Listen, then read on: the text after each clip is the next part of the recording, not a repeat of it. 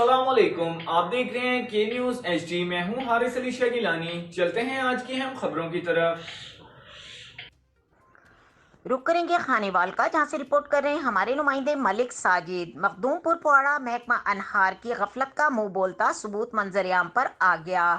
29 دسمبر 2022 کو نہر کو بند کر دیا گیا تھا، جو تقریباً 16 جنوری 2022 کو سالانہ بھل صفائی کے بعد نہر میں پانی بحال کر دیا جانا تھا، لیکن محکمہ انہار کی انتظامیہ کی نااہلی کے باعث نہر کی بھل صفائی بروقت نہ ہونے کے باعث نہر میں پانی بحال نہ کیا گیا۔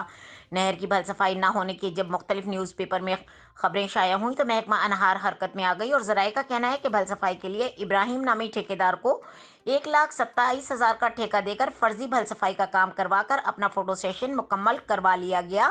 نہر کے کناروں سے معمولی مٹی اٹھا کر سڑک پر ڈال کر سڑک کو بھی بلاک کر دیا گیا۔ محکمہ انہار کی اس غفلت کے باعث نہر میں صفائی کا کام نہ ہونے کی وجہ سے صفائی وقت پر نہ ہونے سے نہر میں پانی بحال نہ ہو سکا، جس سے کسانوں کی فصلوں کو شدید نقصان پہنچنے لگا۔ کسانوں نے وزیر اعلیٰ پنجاب کمشنر ملتان اور ڈپٹی کمشنر خانیوال سے مطالبہ کیا ہے کہ محکمہ انہار انتظامیہ کی مجرمانہ فعل پر ان کے خلاف محکمانہ کارروائی عمل میں لائی جائے اور نہر کی بھل صفائی کے معائنے کے لیے خصوصی ٹیم تشکیل دے کر نہر کا معائنہ کروایا جائے۔ مزید خبروں اور اپڈیٹس کے لیے ہمارے ساتھ رہیے گا، تب تک کے لیے اپنا خیال رکھیے گا۔ اللہ حافظ۔